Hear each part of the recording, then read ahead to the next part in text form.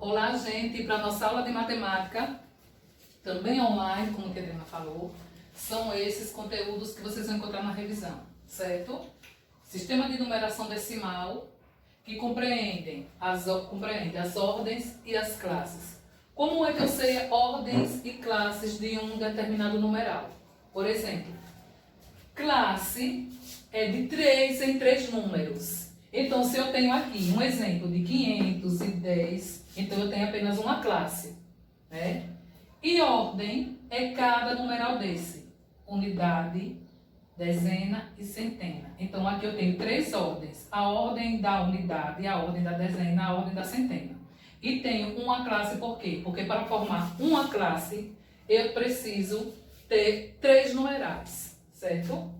O sistema de valor, o sistema de numeração decimal também compreende o valor relativo e o valor absoluto dos numerais. Por exemplo, no número 510, o valor absoluto é o próprio valor, é o próprio número, independente de que ordem ele ocupe. Então, 510, o zero, o valor absoluto do 0 é 0, o valor absoluto do 1 é 1 e o valor absoluto do 5 é 5. Então, aí é o próprio valor, independente de que ordem ele ocupe. Já o valor relativo é a quantidade de unidades que cada numeral tem. Então, no valor relativo, o 0 vai ser 0 mesmo, 0 unidade. 1, que ocupa a ordem das dezenas, vai ser 10. E o 5, que ocupa a ordem das centenas, vai ser 500. Certo? É a quantidade de unidades. Então, naquele numeral 510...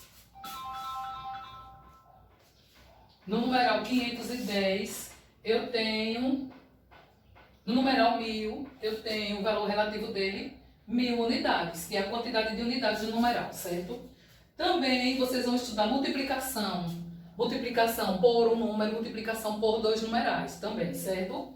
Dentro da multiplicação tem as propriedades, que são essas 5 aqui. A propriedade de fechamento é a multiplicação entre dois números naturais, que o resultado é o número natural. A propriedade comutativa, a ordem das parcelas, né? Nessa conta aqui, o 2 é o multiplicando, o 3 é o multiplicador. Você troca a ordem, o 3 vai ser multiplicando e o 2 é multiplicador e o resultado é o mesmo. 2 vezes 3 é 6, 3 vezes 2 é 6. Você troca a ordem das parcelas, mas o resultado permanece. A associativa é o cálculo entre mais de 2 numerais, né? A partir de 3 numerais, por exemplo. Aí você associa 2 numerais entre parênteses e o resultado vai multiplicar com aquele numeral que ficou fora, explicando bem simples, né? 2 vezes, aí eu multiplico a conta que vem entre o parêntese e o resultado eu multiplico com esse 2 aqui. Então é a associação, é o cálculo entre 3 numerais. Já o elemento neutro na multiplicação é o 1, porque qualquer número multiplicado por 1, como tem ali o exemplo 4 vezes 1, vai dar 4. Não modifica, não altera o resultado.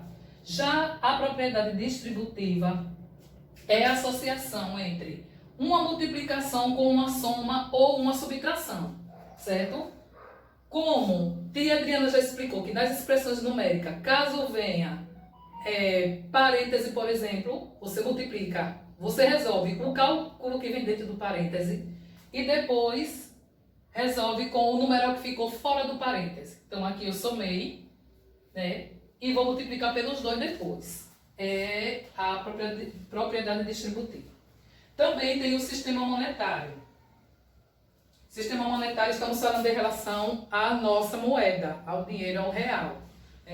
Os numerais, que praticamente vocês estudam números decimais. São os números que vêm depois da vírgula. Nossos problemas praticamente vão ser todos sobre o sistema monetário, certo, gente? Polígonos são figuras que têm lados. Esses lados são formados por linhas retas.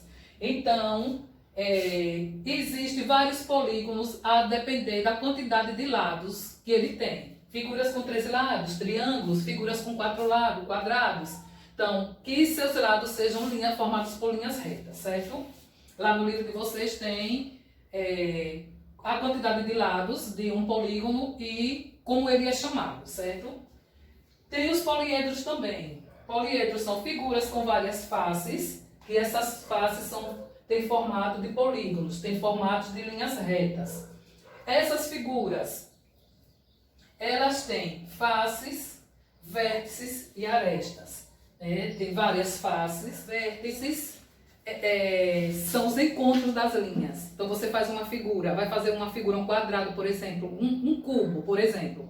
Vai desenhar no seu caderno de desenho, um cubo, na sua revisão, um cubo. Aí quando você vai juntar uma linha com a outra, aquele encontro das linhas é chamado de vértices. E essas linhas que você vai traçar para formar os cubos são as arestas, certo? Então vocês estudam todos esses conteúdos que eu tenho certeza que vocês vão se sair muito bem.